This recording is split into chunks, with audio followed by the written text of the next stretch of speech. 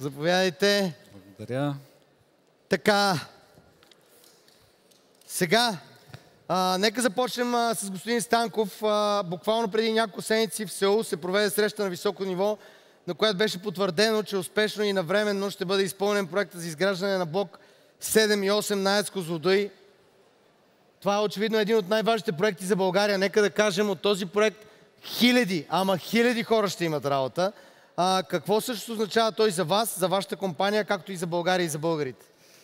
Ами, това, което вече ти каза, това е един мащабен проект, който ще генерира и консолидира в себе си страшно много финансов и човешки ресурс.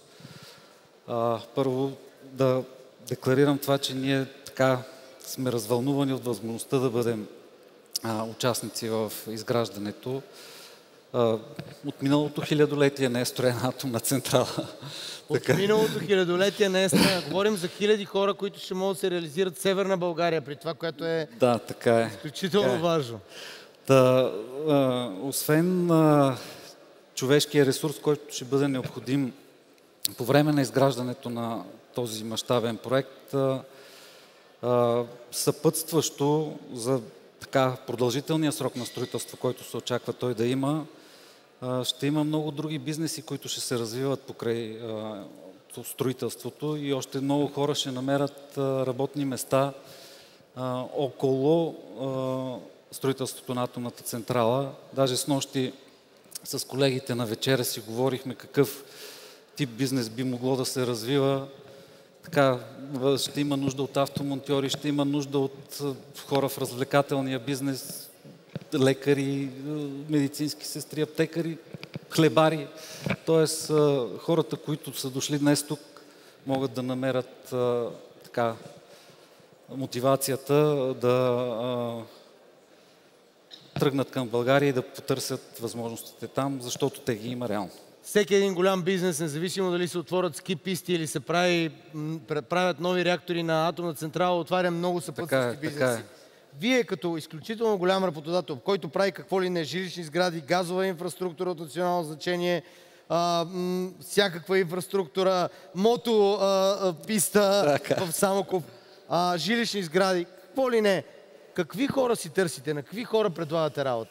Ами, съвсем естествено е това да бъдат специалисти в областта на строителството, инженери, строителни работници, но така или иначе този процес се нуждае и от финансисти, от администратори. Просто трябва да има хора, които да могат да помагат за управлението на процеса, да протича той по-гладко.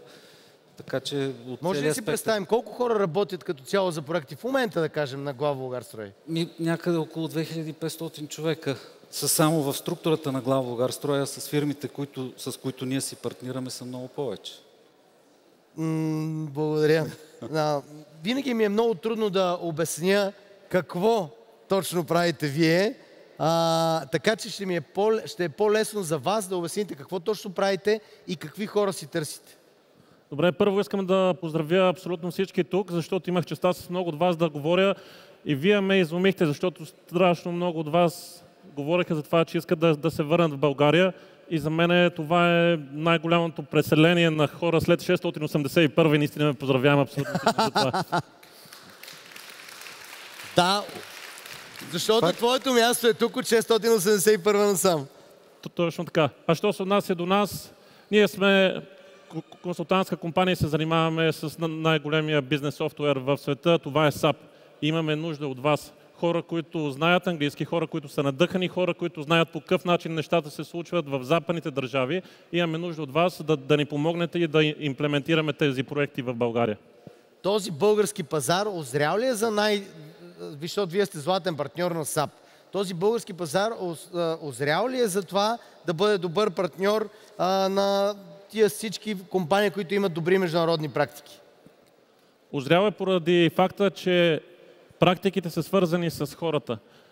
Както и колегите преди това казаха, страшно много качествени хора, страшно много хора с интелект, с сила, с хъс са в България и плюс това страшно много хора като вас са готови да се върнат. И благодарение на тези хора ние сме озрели наистина да вкараме най-добрите практики и на базата на това нашия бизнес да прогресира и да се себе надмогне? Ние имаме като малка нация национални комплекси. Вие смятате ли, че в вашия, примерно, във вашата сфера, вие отстъпвате по нещо на компаниите, които се занимават с това по света? Не, в никакъв случай. Ние сме го доказали. В крайна сметка нашата компания е работила по много проекти по света и то е останало след нас. И нямаме комплекс от това да бъдем така конкуренти на изявени наши конкуренти, че се повтарям, в Европа, но и партнираме с такива големи, т.е. ние, освен че самите имаме собствено самочувствие за това да правим нещата такива, каквито ги правим, се учим от тези хора и от тези фирми. Това е напълно в реда на нещата.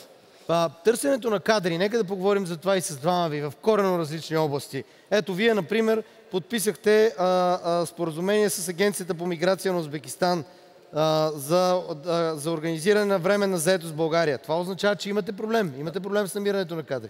Като всички.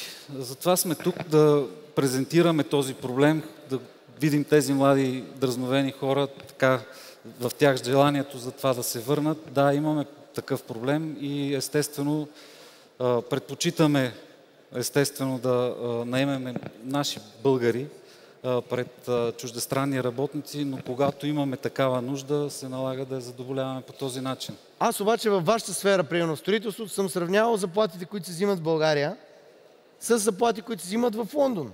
И съм виждал, че хора, които работят в строителството с заплатите, които се взимат в България, ще живеят по-добре от тези, които взимат в Лондон. Защо тогава част от тези хора е трудно да ги убедим да се приберат? Това като че ли и човек като се установи на едно място, малко му е трудно да направи промяна и все пак това наистина е голяма промяна, но и факт, че заплащането и условията на труд в България в строителния сектор не отстъпват по никъде в Европа. В никакъв случай. Аз лично съм седял и съм смятал и съм виждал, че хора, конкретно за Лондон съм се интересувал, че хората в София, ако работят в строителството, ще живеят по-добре от Лондон. Така е, да.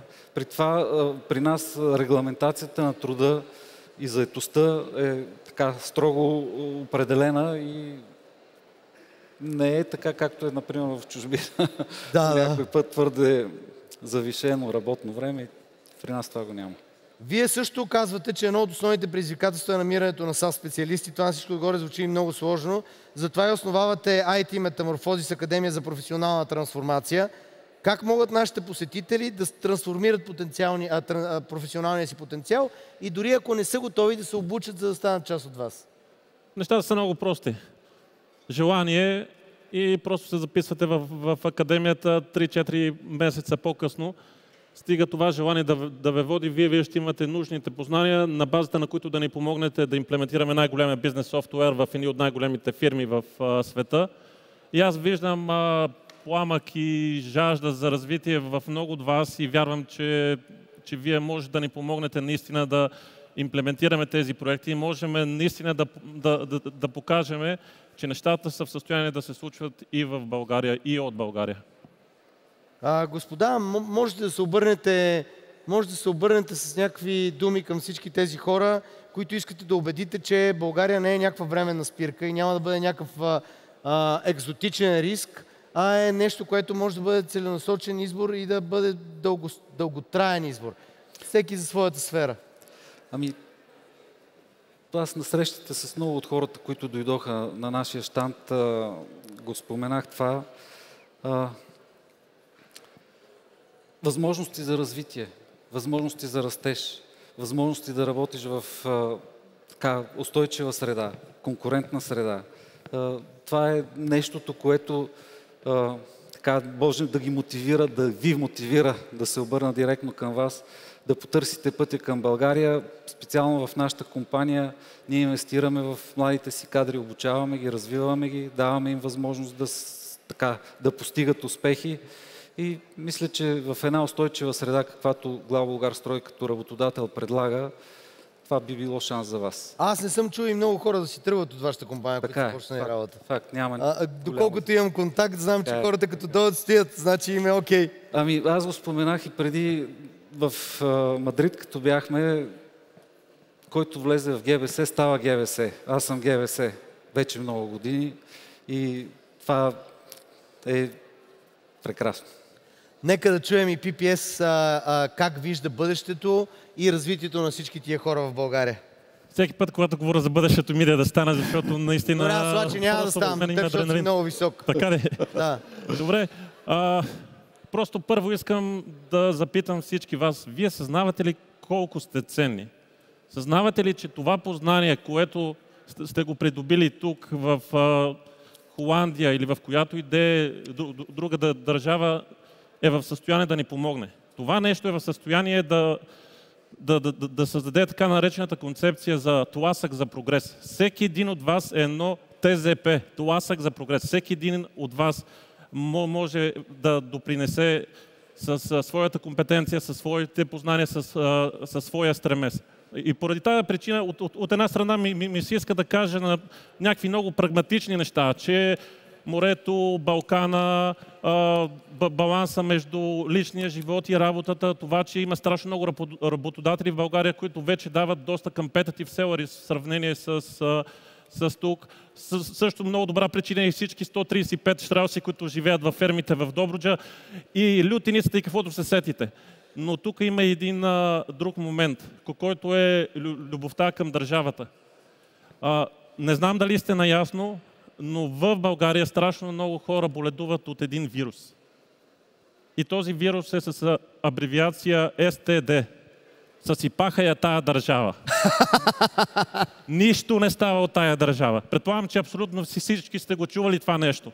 И вие се смеете, защото вие знаете, че на всяко нещо, което е като проблем в тази държава, има отговор. И много от вас знаят отговорите във вашите сфери. Всеки със своята сфера. И затова вярвам, че всички заедно можем да се обединиме и да пребориме СТД с нашия отговор, че ние сме в състояние да промениме тая държава. И ние сме в състояние да променим дори света чрез България. Благодаря ви много.